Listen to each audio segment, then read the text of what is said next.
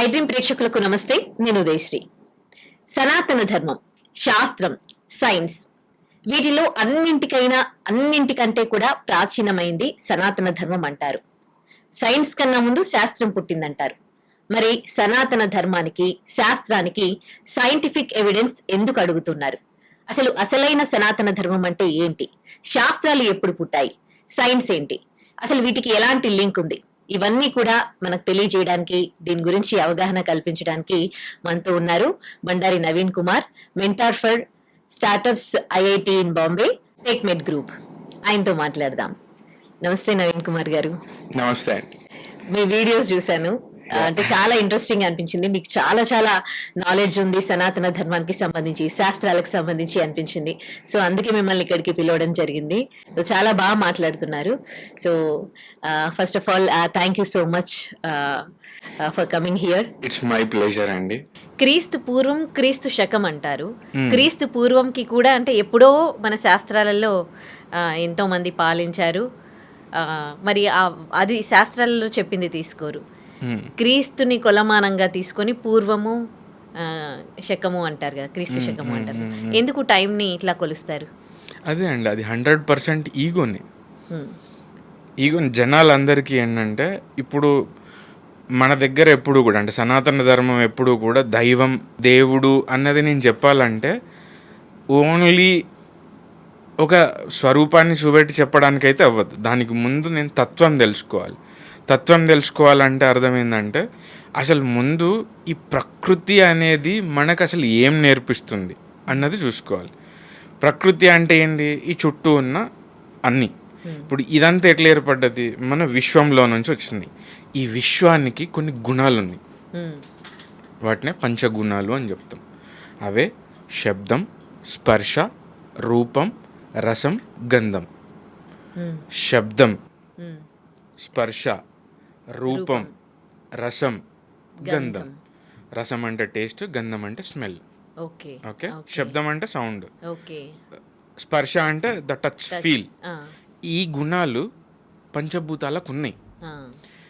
వాటికి ఉన్నాయి కాబట్టే వాటిని ఎక్స్పీరియన్స్ చేయడానికి మనకు ఆ జ్ఞానేంద్రియాలు ఉన్నాయి. మనకున్నాయి కాబట్టి వాటికి ఆ గుణాలు ఉన్నాయని శాస్త్రం చెప్పలేదు. శాస్త్రం ఏం చెప్తుందంటే, ఈ యూనివర్స్కే ఈ గుణాలు ఉన్నాయి. ఈ గుణాలని నువ్వెట్లా చూసుకోవాలనుకుంటే నీకు ఈ జ్ఞానేంద్రియాలు ఉన్నాయి, వాటి నుంచే నువ్వు చూసుకున్నావు అని శాస్త్రం చెప్తుంది. ఇప్పుడు పంచభూతాలు ఏంటండి మనకి? ఒకటి ఆకాశం. ఆకాశానికి కేవలం ఒకే ఒక గుణం ఉన్నదని చెప్తుంది, అది శబ్దం. మనం ధ్వని అంటే మరి ఒక యానకం ఉండాలి కదా, మరి ఆకాశం స్పేస్లో అంటే శూన్యమే కదా, మరి అక్కడ నుంచి మరి సౌండ్ పోదు కదా. శూన్యానికి కూడా శబ్దం ఉంటుంది. అలా చెప్పిన వాళ్ళందరికీ సైంటిస్టుల పేర్లు తీసుకొని చూడండి, వాళ్ళకి నోబెల్ ప్రైజ్లు ఇచ్చింది. అదే మన శాస్త్రం చెప్తే మళ్ళీ మీ తాతల నేతలు అని చెప్తారు. శబ్దం, ఈ విశ్వంలో ఉన్న ప్రతిదీ శబ్దంతోనే ఉంటుంది. శబ్దం బ్రహ్మ, ఈ బ్రహ్మాండం మొత్తం శబ్దంలోనే ఉంటుంది. 2, ఆకాశం తర్వాత వాయువు, దానికి శబ్దం ఉంటుంది, స్పర్శ ఉంటుంది. రూపం, రసం, గంధం, ఈ 3 ఉండవు. అంటే మనం గాలి వీచే శబ్దం వింటాం, గాలి తగిలినప్పుడు మనం స్పర్శను కూడా ఫీల్ అవుతాం. నెక్స్ట్ మంట, అది అగ్ని. శబ్దం ఉంటుంది, స్పర్శ ఉంటుంది, రూపం కూడా ఉంటుంది, కానీ దానికి టేస్ట్ అండ్ స్మెల్ మనం చూడలేం, రైట్? దానికి రూపం వరకే ఉంటుంది. నెక్స్ట్ వచ్చేసి జలం. శబ్దం ఉంటుంది, స్పర్శ ఉంటుంది, రూపం ఉంటుంది, టేస్ట్ కూడా ఉంటుంది. స్మెల్ అనేది ఒరిజినల్గా వాటర్కు ఉండదు. దాంట్లో ఏదైనా కలిస్తే దాంట్లో స్మెల్ వస్తుంది. ఎయిర్లో కూడా స్మెల్ వస్తుంది కదా, అంటే ఎయిర్కి ఉండదు, ఎయిర్లో కలిసిన పదార్థం వల్ల వస్తుంది, ఎర్త్. శబ్దం, స్పర్శ, రూపం, రసం, గంధం 5 ఉంటాయి. ఇప్పుడు ఇందులో శబ్దం అంటే ఓన్లీ శబ్దమేనా అంటే అలా కాదు. ఇప్పుడు మరి సైంటిస్టులు అందరూ కూర్చొని ఈ స్పేస్కి కూడా శబ్దం ఉంది అని ఎలా చెప్పారు అంటే, ఇట్స్ ద వైబ్రేషన్. ప్రతి దాంట్లో ఒక వైబ్రేషన్ ఉంటుంది. ఇప్పుడు ఆ బాల్లో వైబ్రేషన్ ఉంది, ఈ మైక్లో వైబ్రేషన్ ఉంది, నా లోపల వైబ్రేషన్ ఉంది. ఇప్పుడు అంటే ఆ చెక్కని చూస్తే ఆ చెక్క కదలట్లేదు కదా అంటే, దాని లోపలికి వెళ్ళు, దాంట్లో పరమాణువులు ఉంటాయి కదా, ఆ పరమాణువు ఏంటి? దాంట్లో కూడా ఎలక్ట్రాన్స్, న్యూట్రాన్స్, ప్రోటాన్స్ అవి ఉంటాయి కదా, ఎలక్ట్రాన్స్ తిరుగుతూనే ఉంటాయి కదా. ఒక గమనం ఉందంటే శబ్దం ఉంటుంది కదా, వైబ్రేషన్ ఉంటుంది కదా. సో అదే శాస్త్రం చెప్తుంది. ప్రతి కంపించే దాంట్లో ఒక శబ్దం ఉంటుంది, ఆ శబ్దానికి ఒక ఫ్రీక్వెన్సీ ఉంటుంది. ఆ ఫ్రీక్వెన్సీయే నువ్వు ఫీల్ అవుతావు. మనం డైరెక్ట్గా ఫీల్ అవుతున్నామా అంటే, ఇప్పుడు మనం ఏదన్నా టెస్ట్కి వెళ్ళినప్పుడు అల్ట్రాసౌండ్ చేస్తాం. అల్ట్రాసౌండ్ మనకి వినపడుతుందా? కానీ మన రిపోర్ట్లో వచ్చింది మనం చూసి చెప్తున్నాం కదా, యా నీకు ఈ ప్రాబ్లం ఉందని. సో అంటే వినపడేది ఒకటే కాదు, మరి అది ఏమైనా చెవిలో పెడుతున్నారు అల్ట్రాసౌండ్, మన బాడీలో ఎక్కడో పెడుతున్నారు కదా, అంటే అక్కడ ఉన్నాయి కూడా రెస్పాండ్ అవుతున్నాయి కదా. సో అంటే నువ్వు వినలేని శబ్దాలని కూడా నీ బాడీ వింటుంది. ఇప్పుడు మన బాడీలో బ్లడ్ ఫ్లో అవుతుంది, ఆ శబ్దం మనకు వినపడుతుందా? లేదు కదా. మరి అక్కడ శబ్దం లేనట్ట ఉంది. సో ఆ శబ్దమే మన ఈ శబ్దం. అట్లనే స్పర్శ, మన కేవలం ఈ ఒక్క స్పర్శే కాదు. మనం ఇప్పుడు నొప్పి, బాధ, ఆనందం ఇలాంటివి కూడా స్పర్శలే. సో మనం ఏదైతే ఫీల్ అవుతుంటామో ప్రతిదీ స్పర్శే. రూపం అంటే కనిపించేది ఒక్కటే రూపం కాదు. ఇప్పుడు నేను మీకు ఒకటి చెప్తా. ఒక మంచి పచ్చని ఓనగాయ, చింతకాయ, పచ్చి చింతకాయని కొంచెం రోట్లో వేసి దంచి దానికి కొంచెం ఉప్పేసి దానిపైన ఒక మంచి నిమ్మకాయ చెప్పినప్పుడు మీకు ఊరిలో వచ్చినాయా? కొంచెం వచ్చినాయా? మరి మీరు ఏమైనా నిజంగా చూసారా అది? పోనీ నిజంగా టేస్ట్ చేశారా అది? మీకు స్పర్శ కలిగింది. నేను నిమ్మకాయ అని చెప్పినప్పుడు మీకు ఏ కలర్ నిమ్మకాయ కనపడింది? ఎల్లో కదా. నేను ఏమని చెప్పానా ఎల్లో నిమ్మకాయ అని? మీకు కనపడింది కదా. మరి లేనిది ఎలా కనపడింది? రూపం అంటే ఉన్నది చూస్తే కనిపించేదే రూపం కాదు. మనకి మన బ్రెయిన్ లోపల ఒక మెమరీ ఉంది. ఆ మెమరీ అనేది ఎల్లో లెమన్ మీరు చూసేలాగా చేసింది. కానీ ఇప్పుడు నేను కొన్ని పదాలు చెప్తా ఉంటా, అంటే ఏదో ఒకటి, ఒక తంగారుతున్న ఒక శరీరం, చేతిలో కపాలం, పైన కిరీటం, అంటే మీకు ఒక రూపం అయితే మీరు ఊహించుకుంటున్నారు కదా. ఇప్పుడు కపాలం అన్నప్పుడు స్త్రీ కపాలమా పురుష కపాలమా అని నేను చెప్పలే, మీకు ఒక కన్ఫ్యూజన్ అనేది ఉంటుంది, రైట్? ఇప్పుడు ఇంకోటి చెప్తాను నేను. ఒక రెడ్ కలర్ కార్, దాంట్లో డ్రైవింగ్ చేస్తున్నారు మీరు. బయటకు వచ్చి దాన్ని ఒక ఫోటో తీయాలని అనుకున్నారు, ఫోటో తీశారు. దాని వీల్స్ కలర్ ఏంటండి? బ్లాక్ కదా. ఇప్పుడు ఎవరికైనా సిల్వర్ కలర్ది కనపడిందా? అంటే సిల్వర్ కలర్ అంటే వేరే వాళ్ళు సిల్వర్ కలర్ కూడా ఊహించుకోవచ్చు. ఇప్పుడు మీరు బ్లాక్ అనుకున్నారు, ఇప్పుడు నేను అనుకున్నప్పుడు నేను సిల్వరే అనుకున్నాను. నేను వీల్ కలర్ నేను చెప్పలేదు కాబట్టి అది నా చాయిస్. సో ఇలా ఒక శక్తికి కనుక నేను పేరు చెప్తే ఆ శక్తిని అందరూ ఒక్కొక్కలాగా ఊహించుకుంటారు అని చెప్పేసి ఏం చేసిందంటే దానికి కూడా ఒక స్వరూపాన్ని ఇచ్చిండ్రు. అంటే అందరికీ అది మెమరీలో ఉండిపోవాలని. ఒరిజినల్గా ఒక లేని దాన్ని తీసుకొచ్చి ఒక రూపాన్ని ఇచ్చారు అంటే అది రూపం కాదు, స్వరూపం. ఆ స్వరూపంకి ఒక్కొక్కరు ఒక్కొక్కలాగా అనుకోకుండా ఉండడం కోసం దాని నుంచి కూడా అసలు దాన్ని శక్తికి సంబంధించిన రిప్రజెంటేషన్ అంతా కూడా కావాలని ఒకరు దాన్ని రూపంలాగా చెప్పారు. దాన్ని ఎవ్వరూ వేరేలాగా అనుకోకుండా ఉండడం కోసం కాన్షియస్నెస్, కాల కాల మహాకాల అన్నప్పుడు కాలం అంటే సర్పం, ఆ సర్పంని కూడా తన అధీనంలో పెట్టుకున్నాడు. అందుకే మెడలో పామును పెట్టుకుంటాడు. మొత్తం లయకారం, మొత్తం లయం చేస్తాడు కాబట్టి ఒక డమరుకం ఉంటుంది. ఆయన నాట్యం చేస్తున్నప్పుడు ఉండే పోజులు అన్నీ కూడా ఒక అదే గోల్డెన్ రేషియో అని ఇంతకుముందు మనం డిస్కస్ చేసుకున్నాం కదా, ఆ రేషియోలో ఉండే పోజెస్ లాగానే తను చేస్తూ ఉంటాడు కాబట్టి నటరాజస్వామి అని. సో ఆయన ఏ రూపంలో ఉన్నప్పుడు ఎలా ఉన్నాడు అని చెప్పడానికి ఒక రిప్రజెంటేషన్ అనేది ఇచ్చారు. ఆయన కంట్రోల్లో ఏమేమి ఉన్నాయో వాటికి కూడా ప్రవాహం, జలం, జలం అంటే జీవం. సో ఆ జీవాన్ని ఇచ్చే గంగాదేవి, ఆ గంగాదేవి కూడా మళ్ళీ ఇంటర్ప్రిటేషన్లు ఉంటాయి. ఇలా ఈ శాస్త్రాలన్నీ చదువుకుంటూ పోతే 1-2 రోజులు అయ్యేది కాదు అది. అదొక మహాసముద్రం కన్నా మహాసముద్రం, అనంతం. అది అసలు అది అవ్వదు అది. సో ఈ రిప్రజెంటేషన్ కోసమే దేవుళ్ళు వాళ్ళకు ఒక స్వరూపాలు అని చెప్పారు. కానీ అవన్నీ శక్తులు, వాటి అధీనంలో ఏమున్నాయి, అధీనంలో ఏం లేదు, వాటిని మనం ఎలా అర్థం చేసుకోవాలంటే శబ్దం నుంచే నేర్చుకోవాలి. శబ్దం అర్ధోదక. అంటే ఇప్పుడు కృష్ణుడు అని చెప్పినప్పుడు ఆయన వెన్న దొంగ అని చెప్తే, వెన్న దొంగ అంటే వెన్నను దొంగిలించిన కృష్ణుడిని చూశారు అనుకోండి, తప్పైపోతుంది. ఆయన చెప్పిన దాంట్లో ఉన్న శబ్దాలను బట్టి నువ్వేం అర్థం చేసుకోవాలన్నదే ఒరిజినల్ సైన్స్ అని నేను చెప్తాను. సో సనాతన ధర్మం చెప్పేదంతా కూడా ఏంటంటే ఇలా ఉన్నామని చెప్తారు. ఇప్పుడు క్రీస్తు పూర్వం, క్రీస్తు శకం అని ఏదైతే చెప్పారో ఇప్పుడు అది వాళ్ళు కేవలం ఈగో ద్వారానే చెప్పుకున్నారు. అది దానికి రిఫరెన్స్ కానీ ఏది లేదు. ఇప్పుడు ఆయన దేవుడు అని చెప్పాలి అని చెప్తే ఏంటంటే ఏదో ఒక శక్తికి ప్రతిరూపం అయి ఉండాలి. మరి ఏ శక్తికి ప్రతిరూపం అంటే ఒక శక్తికి ప్రతిరూపం అంటే నిదర్శనంగా ఉండాలి కదా. సో ఏ శక్తికి నిదర్శనం? దయక, జాలిక, కరుణక.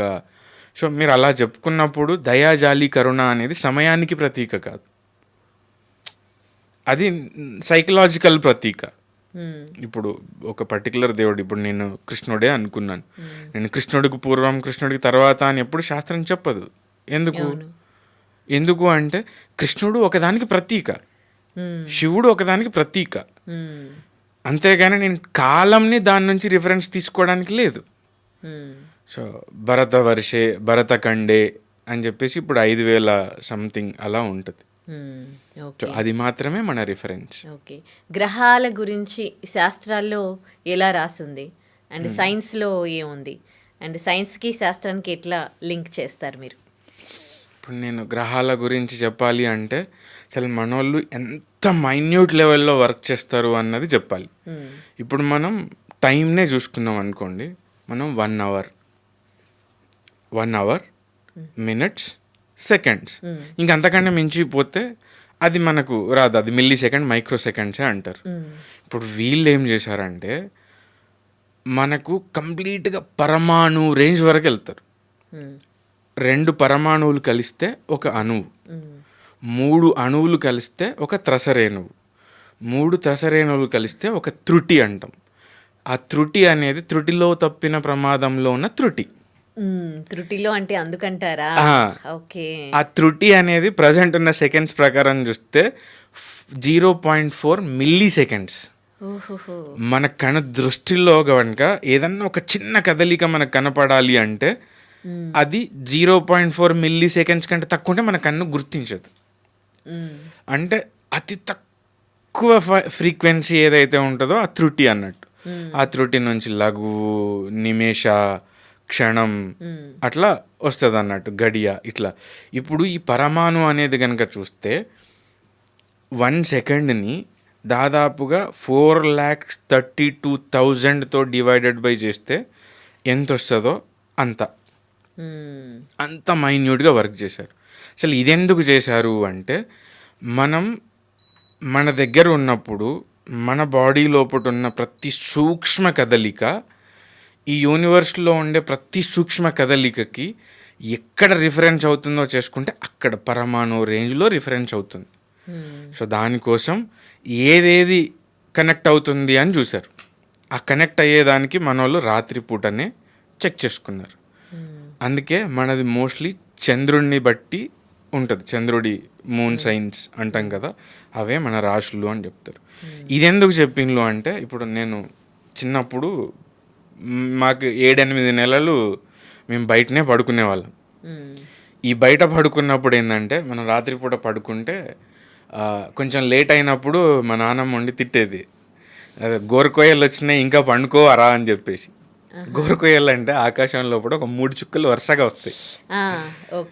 వరుసగా ఉంటాయి ఆ 3 చుక్కలు. అది ఎప్పుడు వస్తుంది అంటే రాత్రి 9, 8:30, 9 తర్వాత వస్తుంది.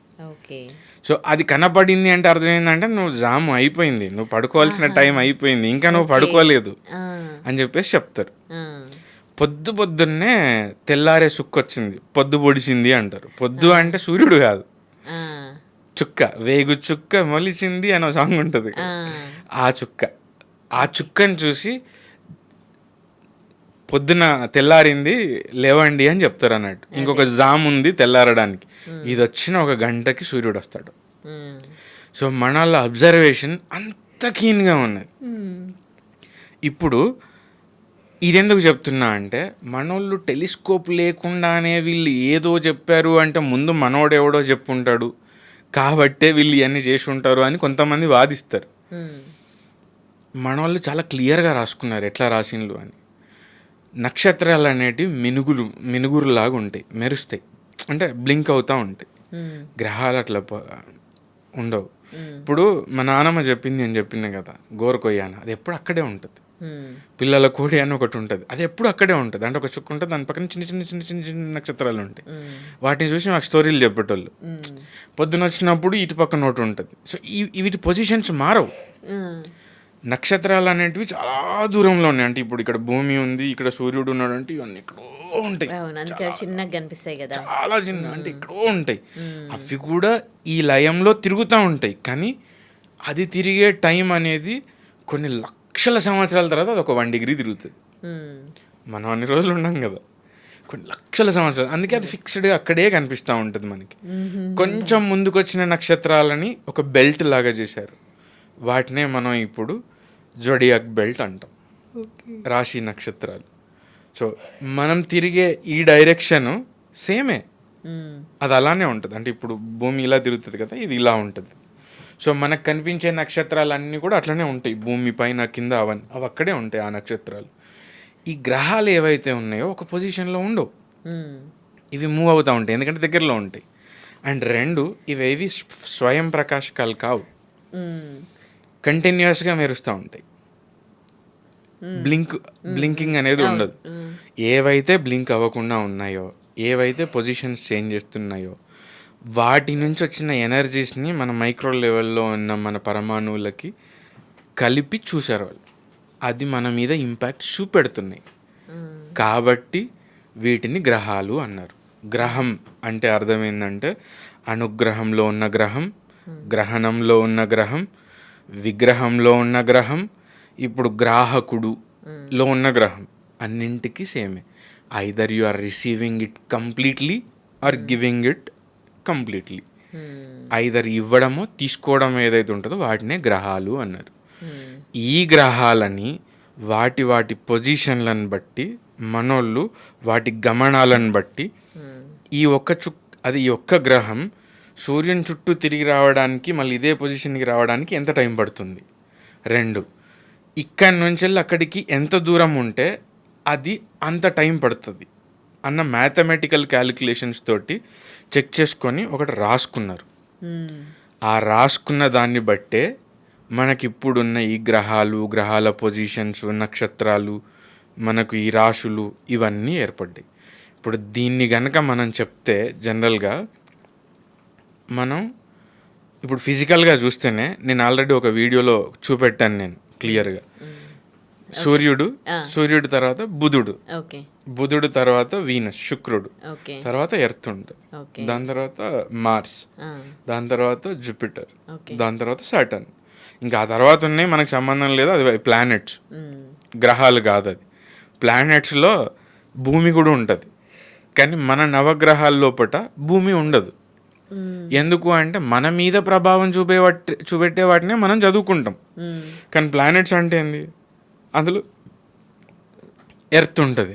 చాలామంది ఏం చెప్తారంటే ప్లానెట్స్ సేము, నవగ్రహాలు సేము, అంటే 9 కాబట్టి నువ్వు సైన్స్కి రిలేట్ చేస్తున్నావు రా భయ్, తప్పు అంటారు. అసలు నీ జోలికి కూడా రాము మేము. అసలు నీ ప్లానెట్స్ వేరు, మా గ్రహాలు వేరు. మన దాంట్లో మన పైన ఎఫెక్ట్ చూపెట్టే సూర్యుడు, చంద్రుడు, బుధుడు, గురుడు, శుక్రుడు, శని, రాహుకేతు. రాహుకేతు అనేది ఫిజికల్గా ఉండేటివి కాదు, దే ఆర్ షాడోస్. సూర్యుని చంద్రుని మధ్యలో వచ్చినప్పుడు దాని మధ్యలో వచ్చే ఆ షాడోకి రిప్రజెంటేషన్. అవి కూడా మన మీద ఇంపాక్ట్ చూపిస్తాయి కాబట్టి వాటిని కూడా గ్రహాలు అన్నారు. దే ఆర్ షాడో ప్లానెట్స్, ఫిజికల్గా ఉండవు అలా. సో ఇలా గ్రహాలని పెట్టుకొని ఈ గ్రహాల మధ్యలో డిస్టెన్స్లు కూడా ఎట్లుంటాయో మీరు చూడండి. ఇప్పుడు సూర్యుని నుంచి బుధుడు ఉన్న దూరం ఉంటుంది కదా, దాన్ని మనం ఎక్స్ అనుకుందాం. దీని నుంచి దీనికి వీనస్కి 2x ఉంటుంది. ఓకే, దీనికి భూమికి 3x ఉంటుంది, గురుడికి 13x ఉంటుంది, శనికి 21x ఉంటుంది.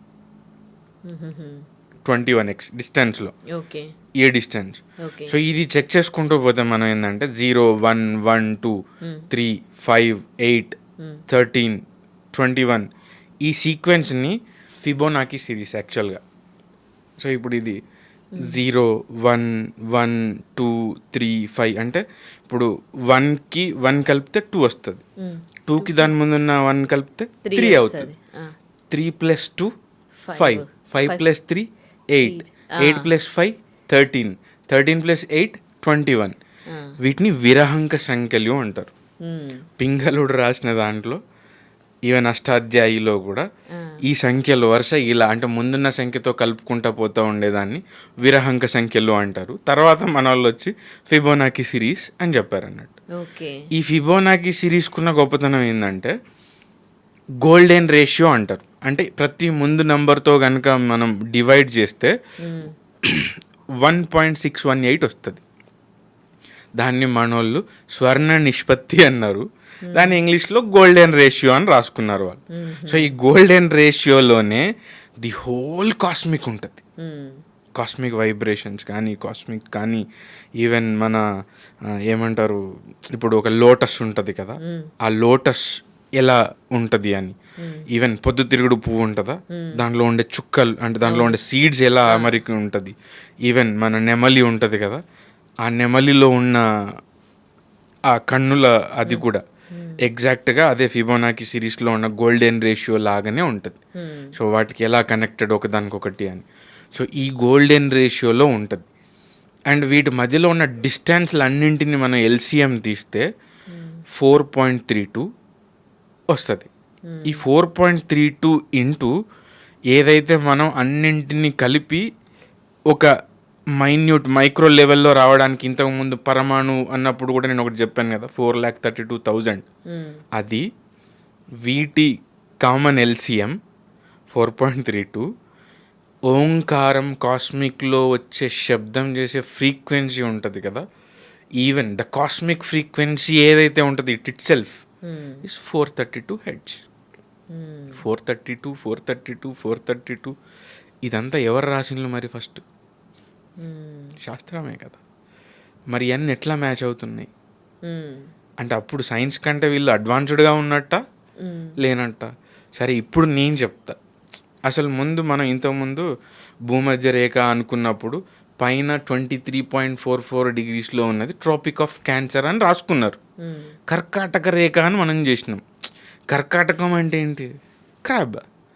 వాళ్ళు చెప్పిన క్యాన్సర్ ఏంటి? అదే క్రాబ్. మరి నువ్వెందుకు రాసుకున్నావు? అవును కదా. అసలు ఎవల్యూషన్ హ్యూమన్ ఎవల్యూషన్ అన్నప్పుడు కూడా రామాపిథికస్ అనే కదా మనం చదివింది. రామాపిథికస్ అదే కోతి నుంచి మనిషి వచ్చారు, ద ఫస్ట్ హ్యూమన్ అన్నప్పుడు మీరు చదివింది ఏమైనా పేర్లు ఉండేనా? అంటే హోమోసేపియన్స్ టైంలో ఉన్న వాళ్ళకు ఒక పేర్లు పెట్టున్నారు కదా, రామాపిథికస్. రామా ఎందుకండి? దాని బ్రాకెట్లో శివాస్ పిథికస్ అని రాశారు ఎందుకు? అన్ని మన శాస్త్రాల నుంచి తీసుకున్నాయే కదా. సో అలా ఇప్పుడు ఇది కాదు అంటే అంటే నేను చెప్పిన వీడియోస్లో అన్నీ చూసుకుంటే ఎప్పుడెప్పుడూ ఉన్న శాసనాలు సంస్కృత భాషలు అవన్నీ కూడా నేను ప్రూఫ్స్తో సహా చూపెట్టాను ప్రతిదీ. అంటే ఎప్పుడెప్పుడు ఏ ఆధారం దొరికింది అని. సో కానీ క్రెడిట్ మనం వేసుకుంటున్నాం అని చెప్తున్నారు. ఇప్పుడు ఇవన్నింటి గురించి చెప్పినాం అనుకో, లాస్ట్కి వచ్చి వాళ్ళు ఏమంటారంటే మరి ఇవన్నీ చేసి మీరేం చేశారు, ఎందుకు కనిపెట్టలేదు, టెక్నాలజీ అంత ఎందుకు కనిపెట్టలేదు అని చెప్తారు. ఎందుకు కనిపెట్టలేదు అన్న దానికి కూడా అసలు మన దేశం మీద జరిగిన దాడులు ఎంత పోయింది. కేవలం 1765 నుంచి 1945 మధ్యలో ఆన్ ది రికార్డ్ వాళ్ళు ఎంత డబ్బు యాజ్ ఎ ట్యాక్స్గా కలెక్ట్ చేసిన దానికి ప్రూఫ్స్తో సహా ఉన్నది. ఓకే, అది కూడా నేను చూపెట్టాను. అది 45 ట్రిలియన్స్ ఉంది. అంటే ప్రజెంట్ డే బ్రిటిష్ గవర్నమెంట్ అంటే ఈరోజు బ్రిటన్ కనుక దాని జీడిపి చూసుకుంటే 15 times ఎక్కువ. అది ఆ పర్టికులర్ పీరియడ్లో ట్యాక్స్ కలెక్ట్ చేసిన అమౌంట్ అది. దానికి ముందు మీరు చూసుకుంటే ఎవడు ఆడున్నాడు కదా 17 సార్లు దండయాత్ర చేసిన గజనీ మొహమ్మద్, వాడి దగ్గర నుంచి స్టార్ట్ చేస్తే తైమూర్ గాడు, ఇంకా అసలు అంటే నేను గాడు అంటున్నా అని చెప్పేసి మీరేం అనుకోవద్దు, ఎందుకంటే వాళ్ళందరూ ఎంత దారుణాలు చేసినంటే అసలు మన అన్ని తగలబెట్టేస్తే అది ఆరిపోవడానికి కొన్ని డేస్ పట్టింది కదా. 300 రోజులు. ఈవెన్ ఢిల్లీలో వాళ్ళు తగలబెడితే 15 రోజులు ఆ మంటలు రక్తం రోడ్ల మీద పారుకుంటూ ఉన్నది. తక్షశిల 300 రోజులు ఢిల్లీలో చెప్తున్నాను. ఓకే. 1700 సంవత్సరంలో ఆ టైంలో. సో అసలు ఒక్కటి కాదు, వాళ్ళు తీసుకుపోయిన సంపద అసలు రాబర్ట్ క్లైవ్ గాడు ఆల్మోస్ట్ 900 షిప్పులు, ఒక్కొక్కటి ఎన్ని టన్నులు మోస్తుంది అన్నది ఇంకా అది. అన్ని షిప్పులలో గోల్డ్లు వజ్రాలు, అసలు 6000 ఏనుగులలో తీసుకెళ్ళి 6000 ఏనుగుల లోపల 26,000 గుర్రాల నిండా అన్ని మణులు మాణిక్యాలు అవన్నీ తీసుకుపోయిన తర్వాత వచ్చిన బ్రిటిష్ వాడు తీసుకున్న ట్యాక్స్ రికార్డెడ్ ఏదైతే ఉన్నదో అదే 45 ట్రిలియన్. అంటే అంత సంపదను దోచుకొని పోయి ఒకడిని కాళ్ళు చేతులు కళ్ళు అన్నీ పీకేసి రేస్లో నిలబెట్టి పరిగెత్తరా అంటే అయినా పరిగెత్తట్లేదా ఇప్పుడు? 5th పొజిషన్కి ఎట్లా వచ్చింది? 5th 3rd ఎకానమీలో జీడిపిలో 6th కదా, 5th. సో ఎలా నిలబడ్డాం కదా. సో అన్ని చేసినా ఇంకా ఉన్నాం కదా. శాస్త్రాలన్నీ తీసుకెళ్ళి ఆచారాలను వదిలేసి మూఢనమ్మకం అని చెప్పిన. అసలు ఇంకా అందులో అంత డీప్గా వెళ్తే మనం తర్వాత చాలా వీడియోస్ చేస్తే ఒక్కొక్క టాపిక్ని తీసుకొని చేద్దాం. అంటే బ్రాడ్గా అంటే నేను కూడా చూడండి, ఇప్పుడు మీరు గ్రహాల గురించి అడిగితే నేను గోరీ మహమ్మద్ దగ్గరికి వెళ్ళాను నేను. సో ఇది అసలు వాస్ట్ సబ్జెక్ట్ అండి. సో దీన్ని మనం అంటే ఒక ఎపిసోడ్లో చేయడానికి అయితే అవ్వదు. కానీ ఇప్పుడు గ్రహాల దగ్గరికి వెళ్దాం మళ్ళీ బ్యాక్. గ్రహాల గమనాలు చాలా పెద్దది. ఇప్పుడు దానికి ఆ జోడియాక్ బెల్ట్ ఏంది అంటే అసలు దాన్ని అట్లనే ఎందుకు 27 స్టార్స్ అని చెప్పుకున్నాం, అట్లా అది కూడా ఒక పెద్ద సబ్జెక్ట్. కానీ ఇప్పుడు ఇంత పెద్దది మనం ఒకటేసారి ఇందులోనే అంటే అది అవ్వదు. అర్ధరాత్రి ఎందుకు స్టార్ట్ అవుతుంది అన్నది ఇంగ్లీష్ వాడికి కూడా తెలియదు. వాని ప్రకారం వాడు ఎక్కడో పైన ఉంటాడు. మనం ఎగ్జాక్ట్గా భూమధ్యరేఖ ఎక్కడ ఉంటుందో అక్కడే ఉజ్జయిని మహాకాల్ ఉంటుంది. అక్కడి నుండి కూర్చొనే రాసిండు ఆయన వరాహ. ఆ పేరులోనే ఉంది కదా కాలం. అదే ఈవెన్ కాల కాల మహాకాల కాల రూప నమోస్తుతే, ఏవైతే ఇవి స్తోత్రాలు పద్యాలు ఇవన్నీ ఉన్నాయో దాంట్లలోనే మొత్తం అన్నీ ఉన్నాయి కదా. అసలు అందులోనే ఉంది మొత్తం సైన్స్ అంతా ఉంది అందులో. మొత్తం సైన్స్ ఉంటుంది. సైన్స్కి అందనివి చాలా ఉన్నాయి. అదే సైన్స్కి అందనివి అంటే ఇప్పుడు నేను అదే చెప్తాను. నేను మనం అనుకున్నట్టుగా స్కిన్ అనేది స్పర్శకి అంటే జ్ఞానేంద్రియాల లోపల స్కిన్ ఒకటి అని చెప్పారు. ఇప్పుడు నేను అదే స్కిన్ అని అడుగుతాను, నేను నొప్పి నువ్వు ఎట్లా ఫీల్ అవుతావు అని. ఇప్పుడు నాకు కడుపు నొప్పి వచ్చినప్పుడు స్కిన్ ఫీల్ అవ్వదు కదా, మరి అది కూడా స్పర్శే కదా. ఇప్పుడు నాకు ఇష్టమైన వాళ్ళు దూరమైన అనుకో, నొప్పి బాధ అది కూడా గుండె లోపల వస్తుంది, మరి అది స్కిన్ ఎట్లా ఫీల్ అవుతుంది? దీనికి సైంటిఫిక్గా ఏం లేదు. ఇప్పుడు నేను మనస్సు అని చెప్తానండి. మనస్సు అనేదానికి ఇంగ్లీష్లో ఒక పదం చెప్పండి మీకు తెలిసింది ఏదైనా ర్యాండమ్గా. సోల్ అంటే ఆత్మ, సోల్ అంటే మనస్సు. ఏమంటారు? సరే, ఇప్పుడు మీ మనసులో ఏం నడుస్తుంది అని నేను అడిగిన, మీరు దాన్ని ఇంగ్లీష్లో ట్రాన్స్లేట్ చేయాలంటే what's running in your mind, what's running in your heart అని అన్నారు. What's running in your mind అంటే మనసు అంటే మైండ్ అని చెప్పాను. మనసు అంతా నువ్వే అని చెప్పాను అనుకోండి, you are in my heart అని చెప్తాం. మరి మనసు అంటే హార్టా మైండా? సైన్స్కి దొరకదు, మనకు తెలుసు, శాస్త్రానికి తెలుసు వాట్ ఈజ్ మనస్సు. It's beyond science. అందుకే నేను చెప్పేది, సైన్స్ ప్రూవ్ చేయాలంటే మనసు ఎక్కడున్నదో చెప్పం మనం. ఇప్పుడు వాళ్ళు అన్నీ చెప్తా ఉంటారు మనకు, దీన్ని ప్రూవ్ చేయి దీన్ని ప్రూవ్ చేయని. గ్రావిటీని ఎక్కడి నుంచి ప్రూవ్ చేస్తారు? మరి గ్రావిటీ ఉందా లేదా? ఇప్పుడు ఈ గ్రావిటీ అన్నది మనం ఏదైతే చెప్పుకున్నామో గురుత్వాకర్షణ శక్తి అని చెప్తాం మనం, అవును కదా. ఈ గురుత్వ ఆకర్షణ శక్తి అనేది ఎక్కడి నుంచి వచ్చింది? గురుగ్రహం నుంచి వచ్చింది. గురుగ్రహానికి బేసికల్గా హై అట్రాక్టివ్ మ్యాగ్నెటిక్ ఫీల్డ్ ఉంటుంది. సో అది మన భూమికి కానీ ప్రతిదానికి కూడా ఇట్స్ కాస్మిక్ షీల్డ్ అని చెప్తారు. ఎట్లాంటి ఉల్కలు ఏ వచ్చినా సరే అది అట్రాక్ట్ చేసుకొని దాని లోపల కలిపేసుకుంటుంది, అది మన దాకా రానియదు. ఇది చెప్తే నువ్వు ఏదో వాట్సాప్ యూనివర్సిటీ అని చెప్తారు. మరి నాసా కూడా బ్యారీ సెంటర్ అని చెప్పింది. సో దీని గురించి నేను చాలా క్లియర్గా ఒక ఎక్స్క్లూజివ్గా వీడియో కూడా చేసి ఉండే. సూర్యుడు సెంటర్లో ఉంటాడు, సూర్యుని చుట్టూ మిగతా అన్ని తిరుగుతూ ఉంటుంది, సూర్యుడు మూవ్ అవుతూ ఉంటాడు, ఇవి మూవ్ అవుతూ ఉంటాయి కదా. కానీ జనరల్గా గురుగ్రహం మాత్రం అన్నింటికీ సెంటర్ ఏంటి అంటే సూర్యుడి సెంటరే. గురుగ్రహానికి మాత్రం సూర్యుడి సెంటర్ కాదు. దాని బరువుతోటి ఇలా లాగుతుంది. ఇప్పుడు ఎవరైనా మనం చుట్టూ తిరుగుతున్నప్పుడు, మనం తిప్పుతున్నప్పుడు దాని బరువు ఎక్కువ ఉంది అనుకోండి, మనం కూడా ఒక అడుగు అటు ఇటు వేస్తూ ఉంటాం కదా. అలా సూర్యుడిని కూడా అటు ఇటు కదుపుతూ ఉంటాడు ఆయన. సో ఇప్పుడు సూర్యుడి సెంటర్ ఎక్కడైతే ఉంటుందో అక్కడ కాకుండా సూర్యుడి రేడియస్ కన్నా 1.07 టైమ్స్ బయటకు వచ్చి అక్కడ ఉంటుంది సెంటర్. ఆ సెంటర్ చుట్టూ తిరుగుతూ ఉంటాడు ఆయన. అంటే సూర్యున్నే కదిపిన ఆయనకి భూమి మధ్యలో ఎక్కడో 3వ పొజిషన్లో ఉన్నది. దాని నుంచి అక్కడున్న సూర్యున్నే ఊపుతూ ఉంటాడు ఆయన. మరి ఇప్పుడు నా శాస్త్రం చాలా క్లియర్గా చెప్పింది కదా, గురువు గురుగ్రహం. ఇప్పుడు మన ఇయర్స్ లోపల సెన్సార్స్ ఉంటాయి. మనం నిల్చున్నప్పుడు మన కాన్షియస్నెస్ ఎలా ఉంటుంది, కూర్చున్నప్పుడు మన కాన్షియస్నెస్ ఎలా ఉంటుంది, పడుకున్నప్పుడు కాన్షియస్నెస్ ఎలా ఉంటుందని. మన బ్రెయిన్కి మనం పడుకున్నామా, కూర్చున్నామా, నిల్చున్నామా అన్నది ఏది చెప్తుంది? ఈ గ్రావిటీ సెన్సార్స్ చెప్తాయి. ఇప్పుడు మన శాస్త్రం ఏం క్లియర్గా చెప్తుందంటే, అది గ్రావిటీ నుంచి నువ్వు నీ బ్రెయిన్కి పంపించే సిగ్నల్స్ ఏవైతే ఉన్నాయో వాటిని బట్టి దాని లోపల ఉండే మెమరీ పవర్ని క్రియేట్ చేస్తుంది. 2 సైన్స్ ప్రకారం ఏంటంటే మనకు కొన్ని వేవ్స్ ఉంటాయి. ఇప్పుడు మనం సడన్గా మీరు నా మీదకి ఏదైనా త్రో చేశారనుకోండి, నేను దాన్ని క్యాచ్ చేయాలా, నేను తప్పించుకోవాలా, లేదంటే ఇంకేదన్నా అన్నది నా బ్రెయిన్ నాకు ఒక కైండ్ ఆఫ్ సిగ్నల్స్ని పంపిస్తుంది. ఆ సిగ్నల్స్ ఏవైతే ఉంటాయో గామా వేవ్స్ అంటారు. అవి ఆల్మోస్ట్ కొంచెం హై లెవెల్ ఫ్రీక్వెన్సీలో ఉంటాయి. సో నేను ఏదైనా ఒకటి ఇప్పుడు క్రియేటివ్గా ఆలోచించి ఒక బొమ్మ గీయాలి, ఒక కవిత రాయాలి, ఒక పాటకు ట్యూన్ కట్టాలి అనుకుంటే బీటా వేవ్స్ ఉంటాయి.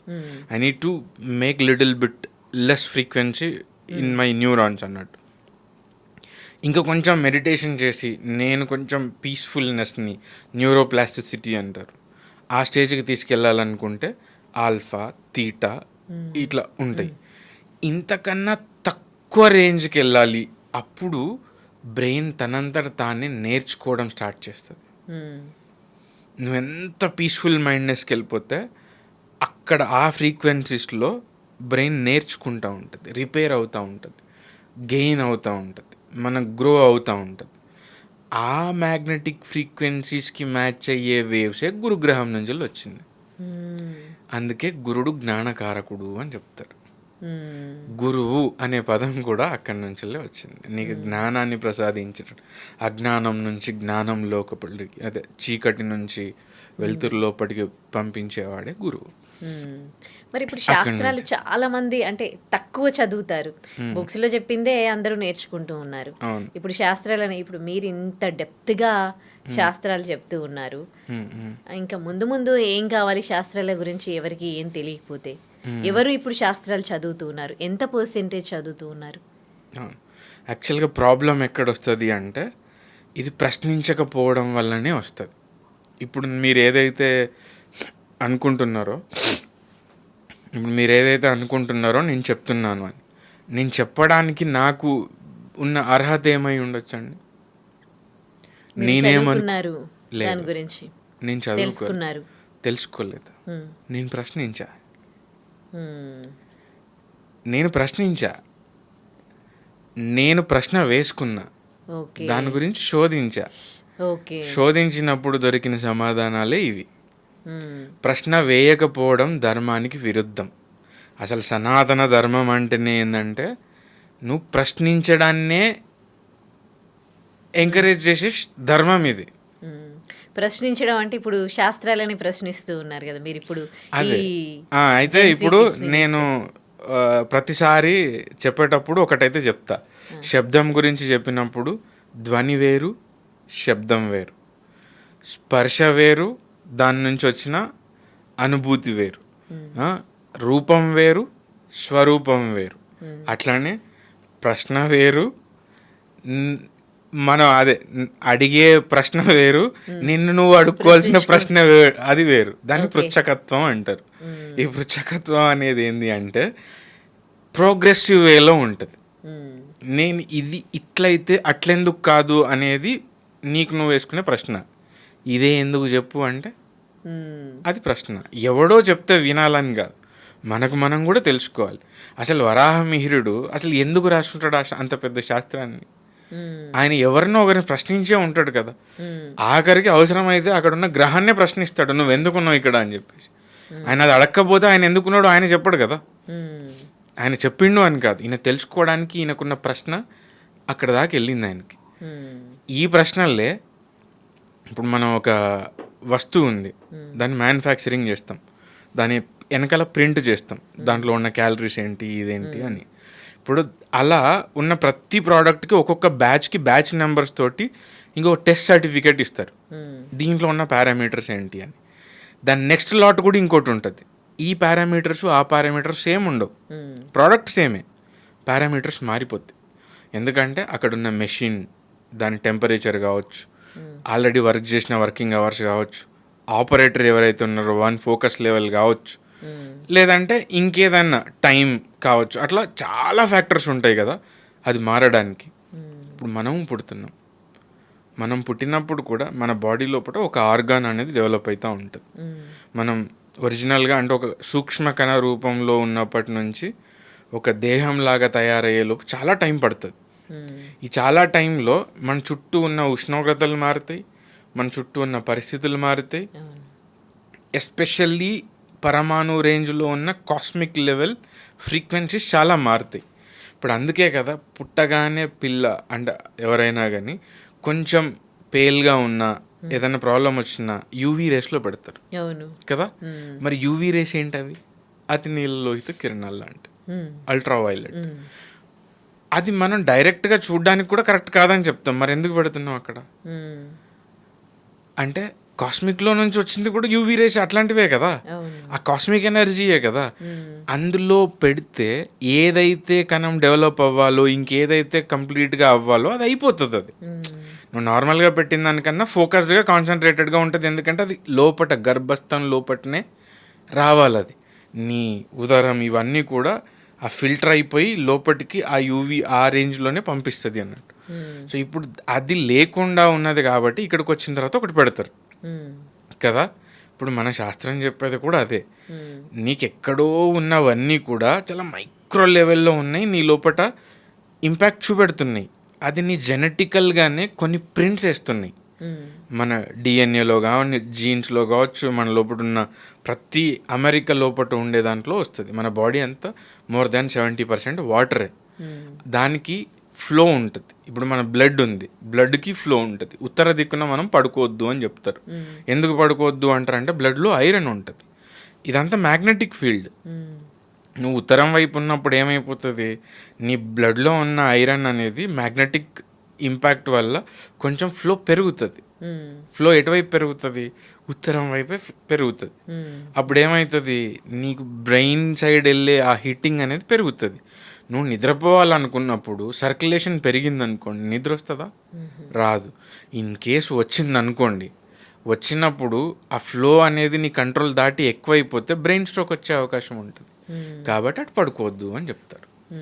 సో అట్లా అంటే నీ బ్లడ్లో ఉన్న ప్రతి లిక్విడ్, దాంట్లో ఉండే చాలా లింపోసైట్స్ అంటే మనం ఇప్పుడు వైటల్స్ చెక్ చేసుకుంటాం కదా, అవి ఎలా ఉంటే కరెక్ట్గా ఉన్నట్టు దాన్ని బట్టి మేబీ నీకు ఈ ప్రాబ్లం ఉండొచ్చు. థైరాయిడ్ పెరిగితే ఇలా, క్రియాటిన్ పెరిగితే ఇలా అని చెప్పినప్పుడు ఎలా అయితే చెప్తున్నారో ఇప్పుడు అలానే నా శాస్త్రం కూడా చెప్పింది. నువ్వు పుట్టినప్పుడే నువ్వు ఒక మ్యానుఫ్యాక్చరింగ్ లాట్ లాగా బయటకు వస్తావు. నీ ప్రాపర్టీస్ కాస్మిక్ దాని ప్రకారం నీ జెనెటికల్గా నీకు ఎలా ఉంది అని చెప్పేసి వాళ్ళు చాలా వేల మందిని చాలా వేల సార్లు అబ్జర్వ్ చేసి వాళ్ళ లోపల క్యారెక్టరిస్టిక్స్ ఎట్లున్నాయి అన్నది అందులో రాసుకున్నారు వాళ్ళు. దాన్నే సాముద్రిక శాస్త్రం, మనం జ్యోతిష్యం ఇలా చెప్తుంటాం అన్నట్టు. ఇప్పుడు సైన్స్ చదువుకొని బాగానే మనం అందరము అంటే లైఫ్లో లీడ్ చేస్తూ ఉన్నాం, శాస్త్రం నేర్చుకోవాల్సిన అవసరం ఏముంది? ఇప్పుడు శాస్త్రం నేర్చుకోవాల్సిన అవసరం ఏముంది అంటే, ఇప్పుడు నేను యాజ్ ఎ స్టార్టప్ మెంటర్గా ఇప్పుడు ప్రజెంట్ ఒక రిటైల్ స్టోర్కి సంబంధించి మేము కొన్ని టెక్నిక్స్ చెప్తాం. అదేంటి అంటే ప్రజెంట్ లేటెస్ట్ టెక్నాలజీ లోపల ఓడోమెట్రీ అని ఉంటుంది. ఓడోమెట్రీ అంటే ఏంటంటే వీడియోమెట్రిక్స్ అదే రిటైల్ వీడియో అనలిటిక్స్ అని చెప్తాం. సో ఇప్పుడు ఒక షాప్లో మనం ఎంటర్ అవుతాం. ఎంటర్ అయినప్పుడు లెఫ్ట్ సైడ్ వెళ్తున్నాడా రైట్ సైడ్ వెళ్తున్నాడా అనేది అబ్జర్వ్ చేయమని చెప్తుంది. లెఫ్ట్ సైడ్ వెళ్ళే వాళ్ళందరి బ్రెయిన్లు ఎలా పనిచేస్తున్నాయి, రైట్ సైడ్ వెళ్ళే వాళ్ళ బ్రెయిన్లన్నీ ఎలా పనిచేస్తున్నాయి చెక్ చేయమని చెప్తాం. లెఫ్ట్ సైడ్ వెళ్ళిన వాళ్ళు ఏ ప్రోడక్ట్ని ఎక్కువ పర్చేస్ చేస్తున్నారో, రైట్ సైడ్ వెళ్ళిన వాళ్ళు ఏ ప్రోడక్ట్ని ఎక్కువ పర్చేస్ చేయమన్నారని చెప్తున్నాం. హీట్ మ్యాప్ అని ఉంటుంది. ఆ స్టోర్లో ఎక్కడికి జనాలు ఎక్కువ సార్లు వచ్చి ఆగుతున్నారు, అది కేవలం అక్కడ ఉన్న ప్రోడక్ట్ వల్లనా లేదంటే ఆ ప్లేసే ఆ ఎనర్జీని కలిగి ఉందా, ఆ ప్లేస్లో ఉన్న ప్రోడక్ట్ని తీసి చేంజ్ చేసి వేరే పెట్టి చూడండి అప్పుడు దాని సేల్స్ ఎలా ఉంది. సో ఇలా అన్ని మల్టిపుల్ టైప్ ఆఫ్ అనలిటిక్స్ చేసి వచ్చిన పర్సన్ హ్యాపీ మూడ్లో ఉన్నాడా, సాడ్ మూడ్లో ఉన్నాడా, హర్రీగా ఉన్నాడా, ఎలా ఉన్నాడు, ఆ మూడ్ అనలిటిక్స్ కూడా అందులో ఉంటుంది. ఇలా ఎన్నిసార్లు నీ సేల్స్ అసిస్టెంట్ వెళ్ళి వాళ్ళతో మాట్లాడినప్పుడు వాళ్ళ పర్చేస్ బయింగ్ పవర్ ఎలా ఉంది. ఇంకోటి ఫ్రాగ్రెన్స్, స్టోర్లో ఏ ఫ్రాగ్రెన్స్ పెట్టినప్పుడు ఎవరు ఎలా పర్చేస్ చేస్తున్నారు. Vanilla essence, men's buy power will be increased. Chocolate, women buying power will be increased. Lemonade, people will feel bossism. Rose, people cannot say no. So ఇట్లా multiple fragrance studies ఉన్నాయి. ఇవన్నీ కూడా ఒక మనిషి ఎట్లా బిహేవ్ చేస్తున్నాడు తెలుసుకోండి అని చెప్పేసి చెప్తున్నారు. అంటే వాళ్ళ ఫేస్ని చూసి మూడ్ని, వాళ్ళ స్టెప్స్ అంటే యాటిట్యూడ్ని చూసి వాళ్ళ బయింగ్ బిహేవియర్ని, ఏ కలర్ వైపు ఎక్కువ వెళ్తున్నారు అన్నది కలర్ సైకాలజీ, అదే క్రోమాలజీ అని చెప్తారు. ఇట్లా అన్నింటినీ స్టడీ చేయమని చెప్తున్నది. నా శాస్త్రంలో ఇది ఎప్పుడో రాసి ఉంది. యాక్యురసీ ఎంత అన్నది మీరు ఒకసారి ఆ సాముద్రిక శాస్త్రంని చూసిన తర్వాత చెప్పండి. శాస్త్రం ఎప్పుడో రాసున్న దాన్ని పట్టుకొని నువ్వు మళ్ళా పోయి అదే రాసుకొని లాస్ట్కి వచ్చి ఇది నా శాస్త్రం చెప్పింది కావాలంటే ఈ శ్లోకంలో ఉందంటే క్రెడిట్ తీసుకుంటాను నువ్వు అంటారు.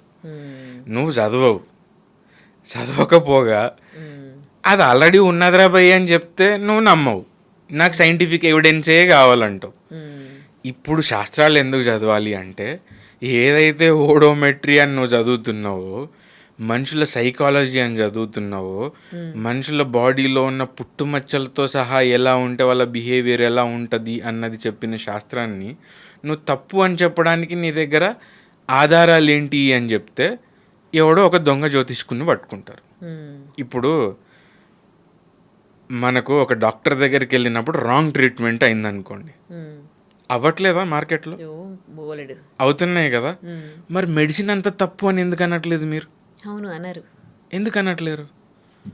ఇప్పుడు ఒక డాక్టర్ అనవసరంగా సర్జరీ చేస్తే మీరు అసలు ఇది మొత్తం సైన్సే తప్పు అని ఎందుకు అనట్లేరు? అంటే సైన్సే కదా మనం చదువుకున్నది, ఇంకా సైన్స్కి మించి ఇంకేం లేదు అని అనుకుంటున్నారు. కరెక్టే, మరి అది సైన్సే కరెక్టే, కానీ మరి ఇప్పుడు డాక్టర్ తప్పు చేసిండు కదా, మరి వాడు చదువుకున్న చదువు తప్పు కదా, మరి ఎందుకు డాక్టర్ అని అన్నారు? అది ఎందుకు సైన్స్నే అన్నారు, డాక్టర్నే అంటారు? మన దగ్గర కూడా తెలిసి తెలియక అసలు ముందు నీకు తెలియాలి శాస్త్రం ఏంటి అని. నీకు తెలియక ఒక దగ్గరికి పోయి వాడిని అడిగి వాడు తప్పు చెప్తే శాస్త్రం తప్పు అని చెప్తే తప్పు కదా. సో రెండు ఇప్పుడు ఎట్లా అంటే, ఇప్పుడు నేను ఇప్పుడు ఇక్కడికి రావాలి, ఈ బిల్డింగ్ దగ్గరకు వచ్చినప్పుడు గూగుల్ మ్యాప్స్ పెట్టుకొని వచ్చిన. గూగుల్ మ్యాప్స్ పెట్టుకొని వచ్చినప్పుడు నాకు లెఫ్ట్ తీసుకోమని చెప్పింది. నేను లెఫ్ట్ తీసుకుందాం అనుకుంటే అక్కడ పెద్ద లారీ ఓడి ఆపిండు. మరి నాకు గూగుల్ చెప్పలేదే. నేనేం చేసినా సరే ఇక్కడ వెళ్ళట్లేదు కదా అని ముందుకు వచ్చి మళ్ళీ లెఫ్ట్ తీసుకోమని చెప్పింది. అక్కడ లెఫ్ట్ తీసుకున్నా, సడన్గా ఒక బైక్ కూడా వచ్చిండు ఇట్లా. మరి నాకు గూగుల్ చెప్పలేదే, అది గూగుల్ చెప్పలేదు కదా, చెప్పదు కదా. శాస్త్రం కూడా అంతే. శాస్త్రం డైరెక్షన్, డెస్టినేషన్ చెప్తుంది. నీకెదురుగా ఎవరు వస్తున్నారు, దానికి నువ్వెలా ఉండాలి. ఇప్పుడు నాకు చెప్పిండు, అంటే నేను ఇంటి దగ్గర స్టార్ట్ అయినప్పుడు 28 minutesలో నువ్వు అక్కడ ఉంటావు అని చెప్పింది. నేను 120 స్పీడ్లో వెళ్తా, రీచ్ అవుతానా 28 minutesలో? డెస్టినేషన్ రీచ్ అవుతానా? ఎవరినో అవన్నీ గుద్ది నేను ముందే పైకి వెళ్ళిపోతా, అవునా కదా. అంటే గూగుల్ తప్ప? గూగుల్ తప్పు కాదు కదా, నీ తప్పు ఆ స్పీడ్లో ఆ రావడం. స్పీడ్లో రావడం నీ తప్పు. అందుకే కర్మ సిద్ధాంతం ఉంది. శాస్త్రం ఎప్పుడైనా కానీ నువ్వు ఈ టైంలో కనుక స్టార్ట్ అయితే గూగుల్ మ్యాప్స్ లాగా నీకు 1 hour 28 minutes పడుతుంది రెగ్యులర్గా. నువ్వు పలానా దగ్గరికి వెళ్ళిన తర్వాత లెఫ్ట్ తీసుకో, తర్వాత రైట్ తీసుకో అన్నదే శాస్త్రం చెప్తుంది. అవును. కానీ అక్కడ రోడ్ బ్లాకేజ్ ఉన్నా, నీకెవడో ఎదురుగా వచ్చిన స్పీడ్ బ్రేకర్ ఉన్నా చూసుకోవాల్సింది నువ్వు, డ్రైవింగ్ చేసేది నువ్వు. మనకు ఉండాలి, అది నేర్చుకోవాలి, తెలుసుకోవాలి. లెఫ్ట్ ఎక్కడ తీసుకోమని చెప్తుంది కానీ లెఫ్ట్ ఎప్పుడు తీసుకోమన్నది శాస్త్రం చెప్పదు. కరెక్ట్. నువ్వు ఉన్న పర్టికులర్ టైంలో ఇక్కడ లెఫ్టా రైటా స్ట్రైట్ అంటే చెప్తుంది. అంతేగాని అక్కడ లెఫ్ట్ తీసుకోమన్నావు కానీ అక్కడ ట్రాఫిక్ పోలీస్ వాడు వచ్చి నువ్వు ఆగు అన్నా సరే నాకు శాస్త్రం చెప్పింది అని పోయినావు అనుకో, ఫైన్ పడుతుంది. సో శాస్త్రం చాలా క్లియర్గా ఉంటుంది. కర్మ సిద్ధాంతాన్ని నమ్ముకోవాలి, కానీ అది డైరెక్షన్ ఇస్తుంది. ఆ డైరెక్షన్ గూగుల్ మ్యాప్ని ఎట్లా వాడుకుంటావు నువ్వు అట్లా వాడుకోవాలి. ఆ రోడ్ బ్లాక్ ఉందని చెప్పేసి గూగుల్ అని ఫోన్ చేసి తిట్టావు కదా. ఇప్పుడు టెక్నాలజీ లేటెస్ట్ టెక్నాలజీ అంటున్నాం, కానీ మన పురాణాలు ఇతిహాసాలు చూస్తే దాంట్లో కొన్ని అప్పుడు వాళ్ళ లైఫ్ స్టైల్, జీవన విధానం, వాళ్ళ యుద్ధాలు, అవన్నీ కూడా అక్కడ కూడా టెక్నాలజీ ఉన్నట్టుగా అనిపిస్తుంది. ఇప్పుడు మహాభారతాలు, రామాయణాలు తీసుకుంటే ఇప్పుడు లేటెస్ట్ టెక్నాలజీ, టీవీలు, ఫోన్లు, మొబైల్స్ అని అంటున్నాం. అప్పుడు కురుక్షేత్ర యుద్ధం జరిగినప్పుడు ధృతరాష్ట్రుడికి సంజయుడు చూపిస్తాడు. అంటే ఇట్ మీన్స్ టెక్నాలజీ లేటెస్ట్ టెక్నాలజీయా లేకపోతే ఇది ఓల్డ్ టెక్నాలజీయా? అంటే ఇప్పుడు నేను నిజంగా సంజయుడు లైవ్ టెలికాస్ట్ చేశాడా లేదా అన్నది నేను విట్నెస్ చేయలేదు కాబట్టి నేను దాన్ని సపోర్ట్ చేయలేను. కానీ అట్ ద సేమ్ టైం ఇప్పుడు లైవ్ టెలికాస్ట్ అనే పదం ఒకటి ఉంటుంది, దీన్ని చేయొచ్చు అన్న థాట్ మన వాళ్ళకి ఎప్పుడు వచ్చింది అన్నది నేను చెప్పగలుగుతాను. కానీ దీనికంటే ముందే నా శాస్త్రంలో ఇతిహాసాల లోపల ఉన్నది కాబట్టి ఎవరు గొప్ప అంటే నేను నా శాస్త్రమే గొప్ప అని నేను చెప్తా. ఇప్పుడు ఇలా చెప్తే జనాలకు కోపం వస్తుంది అన్నట్టు. సో టెక్నాలజీ అప్పుడు ఉందా లేదా అంటే మనకున్న ఎవిడెన్సెస్ ప్రకారం అయితే లేదు, కానీ శాస్త్రం ఉంది. శాస్త్రం ఒకటి చెప్తుంది. సో దాంట్లో సంజయుడు అనే ఆయన లైవ్ టెలికాస్ట్ అనేది చూపెట్టాడని. సో ఇప్పుడు లైవ్ టెలికాస్ట్ అనేది ఉందా లేదా అన్నది పక్కన పెడితే లైవ్ టెలికాస్ట్ అనేది చెయ్యొచ్చు అనేది అప్పట్లో ఉన్న వ్యాస మహర్షి చెప్పాడు అంటే వాళ్ళు ఇంకెంత అడ్వాన్స్డ్ ఉండి ఉంటారు. దానికి ఇంకా మనం రీచ్ కాలేదు. అందుకే చాలా మంది నన్ను అడుగుతూ ఉంటారు, ఎందుకురా భయ్ మళ్ళీ ఇదంతా చెప్పి 100 ఏళ్ళు వెనక్కి తీసుకుపోవడానిక అని. 100 ఏళ్ళు వెనక్కి తీసుకుపోవడం కాదు, 5-6 వేల సంవత్సరాలు వెనక్కి తీసుకుపోవాలనుకుంటున్నా. 100 ఏళ్ళే కాదు, వెనక్కి దేంట్లో జ్ఞానం లోపట. మీరు చెప్పిన లైవ్ టెలికాస్ట్ అనేది ఎలా చూపెట్టిండో నేను తెలుసుకోవాలంటే మళ్ళీ నా శాస్త్రాలే కదా చదవాల్సింది. ఒక బాణం వేస్తే అసలు మొత్తం ఒక ప్లేసే ఎడారిలాగా మారిపోగలుగుతుంది. అది కేవలం మంత్రంతోనే యాక్టివేట్ అవుతుంది. అది గడ్డిపోస అయినా సరే అస్త్రంలాగా మారగలుగుతుంది. అంటే అంతటి మంత్రాన్ని జపించే శక్తి మనిషిగా నేనెప్పుడు తెచ్చుకుంటాను అన్నదే కదా నేను నేర్చుకోవాల్సింది. అప్పుడు నేను మీకు కళ్ళ ముందే మీకు మా ఇంట్లో ఏం జరుగుతుందో చూపిస్తే మీకు వీడియో కాన్ఫరెన్సింగ్ సిస్టమ్ అవసరమా? అవసరం లేదు కదా. సో ఇప్పుడు మీరు అందరూ కనిపెట్టిన్లు అంటారు, మా వాళ్ళకి కనిపెట్టాల్సిన అవసరం రాలేదేమో. వాళ్ళు దానికన్నా అడ్వాన్స్డ్ సిస్టమ్ వాడున్నారు, దానికి యాక్సెస్ మనకు దొరకట్లేదు. దానివల్ల నువ్వు కొత్తగా కనిపెట్టినావు అని అనుకుంటున్నావు, కానీ మన వాళ్ళు ఎప్పుడో కనిపెట్టున్నారు. ఇప్పుడు రెండోది, ఇప్పుడు నా బ్రెయిన్ ఎక్కడున్నదో కనిపెట్టాలంటే డాక్టర్కి అవసరం ఏదో ఒక 4 స్కాన్లు చేసి. నాకు తెలుసు నాకు బ్రెయిన్ ఉన్నదని, నేనెందుకు నా బ్రెయిన్ ఉన్నదా లేదా అని కనిపెట్టుకోను కదా. లేనోడు కనిపెట్టుకుంటాడు. నువ్వు కనిపెట్టుకొని వానికి అవార్డులు ఇస్తున్నావు అంటే సేమ్ ఇప్పుడు మీరు చెప్పిన ఆటోఫాగి ఏదైతే ఉందో దానికి 2016లో ఇచ్చిండ్లు. మరి మన ఫాస్టింగ్లన్నీ ఎప్పుడు స్టార్ట్ అయినాయి? అవి ఎన్ని వేల సంవత్సరాల క్రితం స్టార్ట్ అయినాయి. మరి అప్పుడు నోబెల్ ప్రైజ్లు ఇచ్చేటోళ్ళు ఎవరు లేరు. నవీన్ గారు చాలా చాలా అంటే డెప్త్గా చెప్పారు మన శాస్త్రాలకి సంబంధించి, కానీ ఎన్నో డౌట్స్ ఇంకా కూడా. సో అన్నీ మళ్ళీ మనము నెక్స్ట్ టైం డిస్కస్ చేద్దాము. కానీ ఫైనల్గా సనాతన ధర్మం అంటే చాలామంది ఇష్టపడుతూ ఉన్నారు. ధర్మాన్ని ఫాలో అయ్యే వాళ్ళు పెరుగుతూ ఉన్నారు. ధర్మాన్ని అపోజ్ చేసేవాళ్ళు కూడా ఉన్నారు. కానీ ఎవరైతే సనాతన ధర్మం ఫాలో అయ్యే వాళ్ళకి ఫైనల్గా దీని గురించి మీరు ఏం చెప్పదలుచుకున్నారు? ధర్మో రక్షతి రక్షిత, అదే మన ధర్మం చెప్పింది. సో సనాతన ధర్మం ఫాలో అయ్యే వాళ్ళందరూ కూడా ఇదే చెప్తారు. కాకపోతే ప్రాబ్లం ఎక్కడొస్తుందంటే ధర్మో రక్షితి రక్షిత అన్నప్పుడు ధర్మాన్ని రక్షించండి అని అందరు చెప్తారు. ఈ ధర్మాన్ని రక్షించే క్రమం లోపల అందరూ ఎట్లా ఉంటే ధర్మాన్ని రక్షించినట్టు అని అనుకుంటారంటే, హిందువు అయి ఉంటే బొట్టు పెట్టుకోవాలి, అప్పుడు ధర్మాన్ని రక్షించినట్టు. హిందువు అంటే రోజు గుడికి వెళ్ళాలి, అప్పుడు ధర్మాన్ని రక్షించినట్టు. హిందువు అంటే ఆవును రక్షించాలి, అప్పుడు ధర్మాన్ని రక్షించినట్టు. హిందువు అంటే ఇలాంటి రిచువల్స్ చేయాలి. ఇంకా మనం చెప్పుకుంటున్న ఆచారాలు, వ్యవహారాలు, పొద్దున లేస్తే ముహూర్తాలు చూడడం, ఇది మాత్రమే ధర్మం కాదు. సనాతన ధర్మం ఎప్పుడు ఆచారాలను బట్టే ధర్మాన్ని మనకు ఆచరించలేదు. మనకు అసలు నువ్వు ఏ పని చేసినా కానీ దాంట్లో ప్రకృతిని నువ్వు మమేకం అవ్వుకుంటూ ప్రకృతితో నువ్వు ఎట్లా ఉండాలన్నదే సనాతన ధర్మం చెప్తుంది. సో ఇప్పుడు నువ్వు బొట్టు పెట్టుకోవాలని చెప్పినావు. ఈ బొట్టు పెట్టుకోవాలనే దాని వెనకాల ఒక పెద్ద సైన్స్ ఉంటుంది. ఆ సైన్స్లో నువ్వు చదవాలనుకుంటే కొన్ని సంవత్సరాలు చదవాల్సి వస్తుంది. కానీ ఆ ఒక్కదాన్ని అంతటిని నేర్పడం కన్నా శాస్త్రం చాలా సింపుల్గా నువ్వు బొట్టు పెట్టుకో అని చెప్పింది. ఇప్పుడు ఈ బొట్టు పెట్టుకోవడం వెనకాల ఉన్న సైన్స్ ఏంది అంటే, మన బాడీ లోపల 6 చక్రాలు అంటే 7 చక్రాలు అన్నింటినీ కలిపి ఇంకొక సహస్రార చక్రం ఉంటుంది. ఈ 6 చక్రాలను ఎట్లా చేసినాం అంటే, మనం కూర్చున్నప్పుడు మన వెన్నుముక ఉంటుంది కదా, వెన్నుముక కింద బాటంలో ఉన్నప్పుడు దాన్ని మూలాధార చక్రం అంటారు. ఇప్పుడు ఇలా ఒక్కొక్కటి చక్రాలు కనుక వచ్చినప్పుడు ఈ ఒక్కొక్క చక్రాన్ని వాళ్ళు ఎట్లా డిఫైన్ చేసిండ్రు కొన్ని వేల సంవత్సరాల క్రితమే అంటే, దాంట్లో సైన్స్ కన్నా ఇంకా డీప్గా ఉన్నది. మన లోపల ఎండోక్రైన్ గ్లాండ్స్ అంటారు కదా, అంటే మనం ఏదైనా ఒకదానికి రెస్పాండ్ అవుతున్నామంటే హార్మోన్స్ అని చెప్తాం. ఈ హార్మోన్స్ అనేటివి గ్లాండ్స్ నుండి వస్తాయి.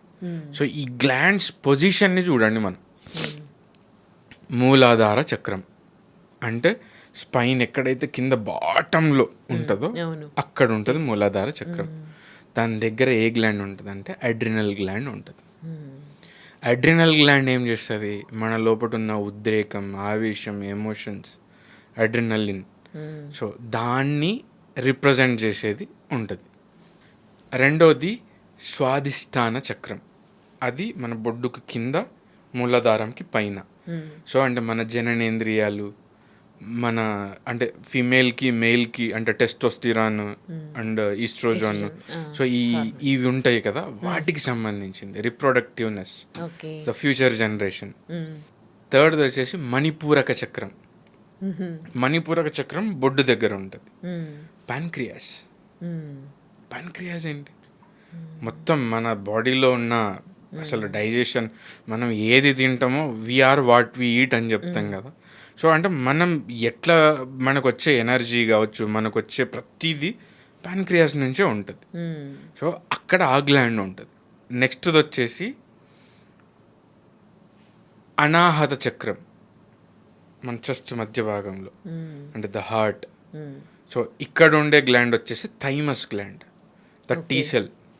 సో మనకున్న ఎమోషన్స్, మనకున్న కంప్లీట్ అంటే ఇప్పుడు హార్ట్ఫుల్ ప్రేమ, లవ్, ఇవన్నీ కూడా ఇక్కడ నుంచి ఉంటుంది. నెక్స్ట్ వచ్చేసి మన గొంతు దగ్గర ఉంటుంది, అదొచ్చేసి విశుద్ధ చక్రం.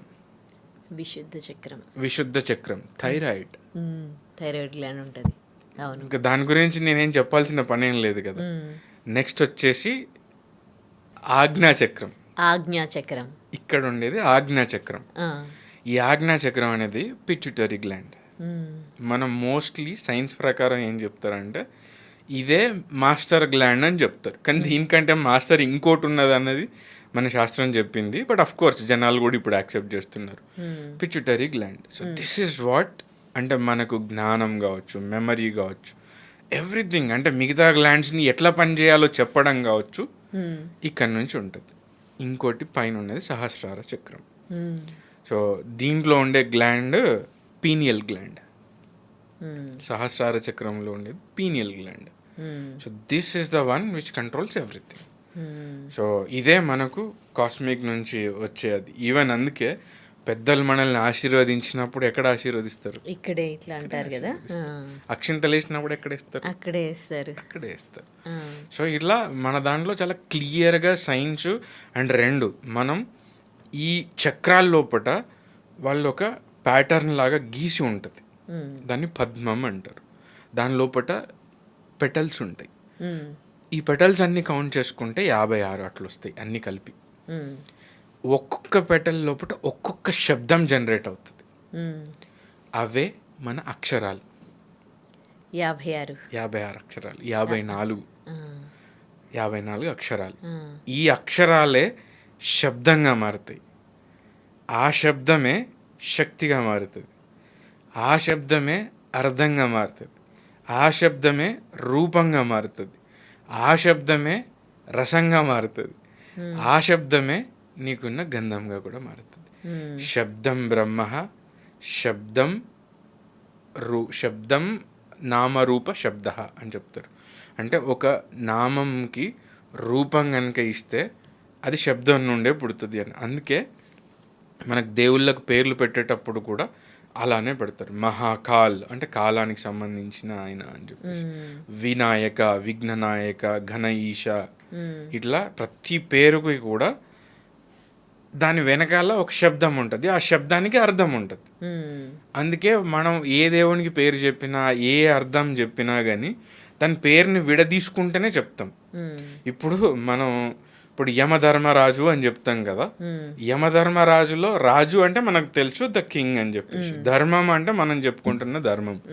యమ అంటే యం అంటే కంట్రోల్, యంత్రం, త్రం అంటే సాధనం, యం అంటే కంట్రోల్డ్గా ఉండే సాధనమే యంత్రం. నియమం, నీకు ఒక రూల్ పెట్టుకోవడమే నియమం. యమం అంటే నువ్వు ఎలాంటి కంట్రోల్డ్గా ఉండాలన్నదే యముడు చెప్పేది. ఆయన వాహనం ఏంటి? దున్నపోతు. దున్నపోతులాగా పన్నం అని చెప్తారు. దానికి తామసికత్వం అంటారు. దానికి ఏది పనికి అసలు దానికి తెలియదు అది ఎందుకున్నది, ఎందుకు తింటుంది, ఏం కదా అని. వర్షం వస్తే కూడా అది అంటే అక్కడి నుంచి లేవడానికి దానికి బద్ధకం ఎక్కువ. దున్నపోతు మీద వర్షం పడితే అని చెప్తాం కదా. సో యాక్చువల్గా దున్నపోతు అనేది తామసికత్వానికి, అంటే నీకు అసలు ఎలాంటి రూల్స్, ఎలాంటి ఇది ఏం లేకుండా నువ్వు ఎప్పటికీ సోమరితనంగా ఉండడం అని. దాన్ని కంట్రోల్ చేసేటోళ్ళు యముడు. చిత్రగుప్తుడు అంటే చిత్ అంటే మనస్సు, చిత్రం అంటే రూపం, గుప్తం అంటే హిడన్గా ఉన్నది. సో హిడన్గా ఉండే మనస్సుతో కూడిన రూపం ఏముంటుంది అంటే మన మనస్సు. ఓకే, ఈ మనస్సు అన్నదాన్ని గుప్తంగా ఎక్కడ పెట్టుకున్నాం మన బాడీ లోపల అంటే డిఎన్ఏ అని చెప్తారు. సేమ్ ఇదే చిత్. చిత్ అంటే చిదంబరంలో ఉన్న చిత్, విశ్వం. ఒక దాన్నేమో ఆకాశిక్ రికార్డ్స్ అని చెప్పారు, cosmic records, cloud storage, technology వాళ్ళు రాసుకున్నది క్లౌడ్ స్టోరేజ్ అది. ఇంకోటేమో డిఎన్ఏ. మనం చేసిన తప్పులన్నీ రెండు అబ్జర్వ్ చేస్తున్నాయి. మన లోపటున్న డిఎన్ఏ. నువ్వు తప్పు చేసినా రైట్ చేసినా నీ గిల్ట్ ఫీల్ అవుతున్నావా, హ్యాపీగా ఫీల్ అవుతున్నావా అన్నది క్లియర్గా ఎక్కడ రికార్డ్ అవుతుంది అంటే బేసికల్గా మన మెమరీ లోపట ఉంటుంది. ఇంకా డీప్ దంతా కూడా డిఎన్ఏ మిథైలేషన్ అంటారు. Genetics, science. మీ నాన్న గుణాలే వచ్చినాయిరా అని చెప్తాం. ఏ నుంచి వచ్చినాయి? Genetic DNA. ఎక్కడ పడ్డది ఇంప్రెషన్? డిఎన్ఏలో పడింది. మరి సైన్స్ చెప్పేది ఇప్పుడు, మరి నా శాస్త్రం ఎప్పుడో చెప్పింది కదా. చిత్రగుప్తుడు ఎక్కడ గుప్తంగా రాసిండు అన్నది చాలా క్లియర్గా రాసిండు. కాస్మిక్, నువ్వు ఇదంతా ఈ దేహం అంతా అయిపోయింది, నువ్వు కంచెలు వెళ్ళిపోయినావు, నెక్స్ట్ పుట్టినావు కదా, ఇది వస్తుంది కాస్మిక్. ఇది చెప్పిన ఇంకొక సైంటిస్ట్కి నోబెల్ ప్రైజ్ ఇచ్చిండు. అది మనం నెక్స్ట్ ఎపిసోడ్ ఏమన్నా ఉంటే ఆయన గురించి ఎక్స్క్లూజివ్గా మాట్లాడదాం.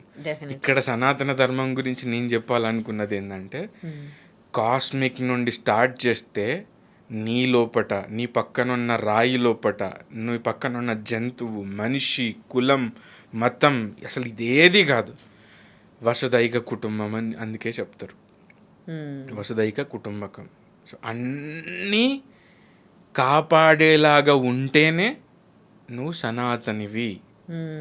వాడు నావాడు కాదు, వీడు నావాడు కాదు అని చెప్పేసి అనుకుంటే తప్పు. నిన్న మోడీ గారు ఒక స్టేట్మెంట్ ఇచ్చారు కదా, పిల్లలు అయినా కానీ క్షమించాను అని. ఎందుకు క్షమించాల్సి వచ్చింది? ఆయనకి ధర్మం తెలుసు అని నేను ఫీల్ అవుతున్నా. వాళ్ళు తప్పు చేయడానికి కూడా ఒక కారణం ఉండొచ్చు, కానీ దాన్ని నువ్వు ఎలా ట్రీట్ చేయాలి? తప్పుగా వెళ్ళడానికి ఉన్న అవకాశాలను, అవసరాలని కట్ చేస్తే కదా మనం ఉండేది. సో అదే పని చేయాలి మనం, అంతే తప్ప ప్రశ్నించేవాడిని బూతులు తిట్టి వాడేదో తెలియక మిస్ అయిపోయి, అసలు మనం ఇవన్నీ చెప్పకనే వాళ్ళందరూ అటువైపు వెళ్ళారు. కరెక్ట్. మనం చెప్పితే ఎందుకు వెళ్తారు? వెళ్ళరు. కానీ మనం చెప్పకపోవడానికి ఏంటంటే మన దగ్గర ఉన్న శాస్త్రాన్ని మాత్రం ఎత్తుకెళ్ళిపోయారు, ఆచారాలను మాత్రమే ఉంచారు. కాబట్టి అవి మూఢనమ్మకాలు అయిపోయినాయి. సో ఈ మూఢనమ్మకానికి నమ్మకం కుదిర్చేలాగా మనం లేకపోవడం అనేది ఎందుకైంది అంటే సరైన ప్రశ్నని మనం సరిగ్గా ప్రశ్నించకపోవడం వల్లనే అయింది. ఈ ప్రశ్న వేసుకోకుండానే ఎందుకు పిల్లి ఎదురొస్తే వెనక్కి వెళ్ళిపోవాలి అని చెప్పి తెలియకుండా ఉండడం వల్లనే మూఢనమ్మకం అయిపోయింది. పాతకాలం లోపట గుర్ర బండ్లు, ఎడ్ల బండ్ల మీద పోయేటోళ్ళు. పిల్లి కళ్ళు చాలా షార్ప్గా కనిపిస్తాయి వాటికి. మన దృష్టి వేరు, వాటికి హీట్ మ్యాపే ఉంటుంది. అది పిల్లియా పులియా అన్నది మనకు తెలుసు, కానీ ఆ జాతి అంతటిని ఎద్దులు, గుర్రాలు ఒకేలాగా చూస్తాయి. ఇప్పుడు మరి దాని లోపల ఒక దడ పుడుతుంది కదా. ఈ దడ పుట్టినప్పుడు గుర్రంకు ఉండే గుణం ఏంటంటే దానికి భయం వేస్తే ఎట్లా బిహేవ్ చేస్తుందో తెలియదు. అది కనపడింది అంటే దీని లోపల దడ పుట్టిందంటే నువ్వు ఆగాలి. దానికి ఒక వైబ్రేషనల్ జోన్ ఉంటుంది. ఆ జోన్ నుంచి వెనక్కి వెళ్ళిపోతే ఇది కూల్ అవుతుంది. కూల్ అయిన తర్వాతనే ముందుకెళ్ళు అన్నది శాస్త్రం. అందుకే పిల్లి ఎదురొస్తే పోవద్దని అప్పుడేదో ఫాలో అయ్యారని ఇప్పుడు కూడా కొంతమంది బ్లైండ్ గా నమ్ముతారు. ఇంకొకటి ఉంటుంది, పిల్లి పులి చాలా షైనెస్, దానికి ఉన్నంత సిగ్గు వేటికి ఉండదు. అందుకే శ్రీశైలం అడవుల లోపల మనల్ని కొంత టైం లోపల మనకు అలో చెయ్యరు. ఎందుకు అంటే అది మేటింగ్ టైం అని చెప్తారు. 1.5 కిలోమీటర్ రేడియస్ లోపల ఎలాంటి చిన్న అలజడి జంతువులు ఉన్నా సరే దే డోంట్ మేట్. అంత సిగ్గు ఉంటుంది. మేబీ పల్లెటూర్లలో పుట్టిన వాళ్ళని అడిగితే పిల్లి అది బాత్రూమ్ వెళ్ళాలనుకుంటే ముందు బద్ది దవ్వుతుంది. ఎప్పుడన్నా చూసినా అన్న మీరు అంటే పిల్లి బద్ది దవ్వుతుంది. బద్ది దవ్వి బాత్రూమ్ వెళ్ళి మళ్ళీ కప్పేస్తుంది దాన్ని, ఎవరు చూడొద్దు. అంత సిగ్గు దానికి. ఇంకొకటి, పిల్లి ఎలకని పట్టినప్పుడు అది మనం చూస్తే మా నాన్నమ్మ చెప్పేది, అరే చూడకరా చేదైతే దానికి వదిలేసిపోతుంది అని. నిజంగా కూడా మనం చూస్తే అది వదిలేసిపోతుంది. అది పిల్లికి చేదవుతుంది మనం చూస్తే అంటే ఏంటి, కనుదృష్టి అని మనం చెప్పినాం కదా. నేను ఒక వీడియోలో చెప్పాను దృష్టి, కనుదృష్టి అనేది నిజమా కాదా అని. అది దానికి తెలిసిపోతుంది. అది నీ కళ్ళ దృష్టి పడ్డ ఎఫెక్ట్ తర్వాత దాని లోపల దాని ఆహారంలో చేంజ్ పిల్లికి తెలిసిపోతుంది. అందుకే అది వదిలేసి వెళ్ళిపోతుంది. పిల్లికి చేదవుతుంది అని చెప్తారు, అందుకే చూడొద్దు అని చెప్తారు. ఈ అన్ని కూడా అబ్జర్వ్ చేసి నా శాస్త్రం రాసి పెట్టింది. గ్రేట్ కదా శాస్త్రం అసలు. సో ఇప్పుడు వీటిని అబ్జర్వ్ చేసుకొని పిల్లికి కూడా హాని చేయని మనం కాకి కూడా పెట్టలేవరా. కాకి గురించి కూడా నేను చెప్పాను. దాని గొప్పతనం ఏంటంటే మనిషిని గుర్తు పెట్టుకుంటుంది. 10 సంవత్సరాల తర్వాత కూడా పగ తీర్చుకుంటుంది. అది సైన్స్ చెప్పింది. 2006 నుంచి 2023 వరకు రీసెర్చ్ చేసి చెప్పిన స్టేట్మెంట్ ఇది, ద మాస్క్ మ్యాన్ ఎఫెక్ట్ అనేది. మనిషికి ఎట్లా డ్రైవింగ్ చేస్తాడు అన్నది కూడా అది గుర్తుంటుంది. నువ్వు ఎట్లా నడుస్తావు, ఎలాంటి డ్రెస్సులు వేసుకుంటావు. కొత్తోడు వస్తే అసలు ఈ ఏరియాకి సంబంధించినోడు కాదు అని అరుస్తుంది. కొత్తోడు వస్తే మనోళ్ళు ఏం చెప్తారు, ఎవరో కొత్త వాళ్ళు వస్తున్నారు, చుట్టాలు వస్తున్నారు ఎవరింటికో అని చెప్తారు. అంటే ఈ ఏరియా కానోళ్ళు అన్నది గుర్తించింది. అందుకే కొత్తోళ్ళు చుట్టాలు. అట్లా మనిషి చనిపోతే ఈ మనిషి లేడు అని కూడా గుర్తుపెట్టుకుంటది కాకి. అందుకే అప్పుడు అరుస్తాయి కదా. అరుస్తాయి. చనిపోయిన తర్వాత వచ్చి వాళ్ళకి గుర్తుగా అది అక్కడికి వస్తుంది. అది సంతాపం వ్యక్తం చేస్తుంది. అందుకే తన అన్నాన్ని పెడితే అంటే తన గురించి పెడితే అది వచ్చి తినిపోతుంది. దానికి తెలుస్తుంది, ఎమోషన్స్ని గుర్తిస్తుంది అది వీళ్ళందరూ బాధపడుతున్నారు అని. సో అది పక్క ఉన్న కాకులకు కూడా నేర్పిస్తాయి అవి. ఓకే, సో అది నా శాస్త్రం చెప్పింది కదా. సో బల్లి అరిస్తే కూడా మనం చెప్పుకున్నాం, అంటే నా వీడియోస్లో ఉంటుంది. మనం పాలిగ్రఫీ అని చెప్తాం కదా, మనం అబద్ధం చెప్పినప్పుడు మన బాడీ లోపట ఒక రకమైన టెంపరేచర్ వస్తుంది, నిజం చెప్పినప్పుడు ఒక రకమైన టెంపరేచర్ జనరేట్ అవుతుంది. అదే పాలిగ్రఫీలో మ్యాప్ వేస్తుంది అది. ఓకే, మనిషి నిజం చెప్తున్నప్పుడు ఆటోమేటిక్గా కూల్ అవుతారు. ఆ టెంపరేచర్ డిఫరెన్స్ అనేది కూల్ అయినప్పుడు మనం ఒక డెసిపేట్ చేస్తాం కదా, ఆ చిన్న సెన్స్కి గోడ మీద ఉన్న బల్లి ఏదైతే ఆ రేంజ్లో ఉంటే దానికి చెక్కల గుల్ల అవుతుంది. ఇప్పుడు మనం చెక్కల గుల్ల అయినప్పుడు నవ్వుతాం కదా, మనం కంట్రోల్ చేసుకుంటాం ఆ నవ్వుని. ఈ సెన్స్ దాని బాడీలో ఉన్న సెన్సెస్కి చెక్కల గిల్ల అయిపోయి దానికి తెలియకుండానే నవ్వుతుంది అది. అవునా? కెక్కెక్కెక్కెక్ అని సౌండ్ ఇస్తుంది. ఇది సైన్సు, నేను చెప్పింది కాదు. ఎట్ ద సేమ్ టైం మనం కూడా హక్షి అని తుమ్మినప్పుడు సత్యం అంటారు. అవును. కోల్డ్ అయినప్పుడు మనకు తుమ్ములు వస్తాయని చెప్తాం. తుమ్మితే ఎవరైనా ఏమంటారు, కోల్డ్ అయిందా అని అంటారు. అవును. కోల్డ్ అయితే తుమ్ములు వస్తాయి కదా. నువ్వు నిజం చెప్పినప్పుడు sudden change in your temperature, sudden cold, దాన్ని బాడీ ఎట్లా డెసిపేట్ చేస్తుంది, హక్చి. అంటే మనం నిజం చెప్పినప్పుడు వచ్చిన మైన్యూట్ చేంజ్ ఇన్ టెంపరేచర్ అనేది కోల్డ్గా వస్తే ఆ కోల్డ్ వల్ల నీకు తెలియకుండానే నువ్వు తుమ్మును ఆపగలుగుకుంటావు. ఏదన్నా ఒక విషయం చెప్పేటప్పుడు నేను తుమ్మాను అని అంటే అర్థం ఏంటంటే నేను నిజం చెప్పాను అనేది సబ్ కాన్షియస్గా అన్కాన్షియస్గానే నేను నిజం చెప్తున్నాను అంటే నా దాంట్లో దోషం లేదు అని చెప్పుకునేది కోల్డ్ అయింది, బాడీలో ఉన్న చిన్న కోల్డ్ వచ్చింది అని. అదే శాస్త్రం చెప్పింది. సో చిన్న కోల్డ్ వల్ల నీకు తుమ్ము వస్తుంది అన్నది ఎంత నిజమో, అదే కోల్డ్ వల్ల దానికి చెక్కల గుళ్ళు అవుతుంది అన్నది కూడా అంతే నిజం. శాస్త్రం ఎంత డీప్గా అంటే మనల్నే కాదు, చుట్టూ ఉన్న ప్రతి పిల్లిని, గబ్బిలం నుంచి మన సైన్స్ ఎన్ని నేర్చుకున్నదో చూసిన అంటే తెలుసు కదా. Radar system, sonar system, signal పంపించి రిటర్న్ వచ్చిన సౌండ్ అని బట్టి ఎంత దూరం ఉన్నదో ఆబ్జెక్ట్ అని. సో నేను అనేది ఏంటంటే మన సనాతన ధర్మం అనేది ప్రకృతి మొత్తంలో నీ చుట్టూ ఉన్న బల్లితో సహా అన్నీ మనకి ఇంపార్టెంట్. అట్లా మనుషులు కూడా ఇంపార్టెంటే కదా. ధర్మో రక్షిత అని చెప్పేసి నువ్వు ఓన్లీ బొట్టు పెట్టుకుంటేనే ధర్మం అంటే కాదు, చాలా ఉన్నాయి. అందరినీ ప్రొటెక్ట్ చేయడమే ధర్మం. మనకున్న జ్ఞానాన్ని అందరికీ పంచమని వేదాలు ఇట్లా రాసి పెట్టుడు కాకుండా చెప్పడం ద్వారానే శబ్ద రూపంలోనే ఉండేటి. ఎందుకంటే నువ్వు పంచాలి దాన్ని అని. మనం పంచకుండా ఆపేయడం ధర్మం కాదు. దాంట్లో మీరు కూడా భాగం అయ్యారు. ఇవాళ ఎంతో మంది ఐ డ్రీమ్ వ్యూవర్స్ కి పంచుతూ ఉన్నారు ఈ జ్ఞానాన్ని. మీలాగా ఎంతో మంది ముందుకు రావాలి, అందరూ తెలుసుకోవాలి మన శాస్త్రాల గొప్పతనం, అందరూ జ్ఞానం సంపాదించాలని కోరుకుంటూ thank you so much. Next episode లో మళ్ళీ ఇంకా చాలా విషయాలు మాట్లాడుకుందాం. తప్పకుండా అండి. Thank you. And for more videos, please subscribe to iDream. Please subscribe to iDream. Please subscribe iDream. And please subscribe to iDream. For more videos, subscribe to iDream. please like, share and subscribe to the channel. Congratulations, iDream. Subscribe to iDream. Subscribe to iDream. So subscribe to iDream Media. iDream team andarki huge congratulations. Please subscribe iDream Media. Please subscribe to iDream. Subscribe iDream. Please subscribe to iDream. iDream అంటే నా కళల ఛానల్ను subscribe చేసుకున్న నోరు తిరుగుతలేదు, మీరైతే గంట గుర్తు కొట్టండి. For more such videos, please subscribe to iDream. Subscribe to iDream. Please subscribe to iDream. Please subscribe iDream Media. Please do subscribe to iDream. Please subscribe to iDream Media. For best entertainment and information, please subscribe iDream. And don't forget to subscribe to iDream.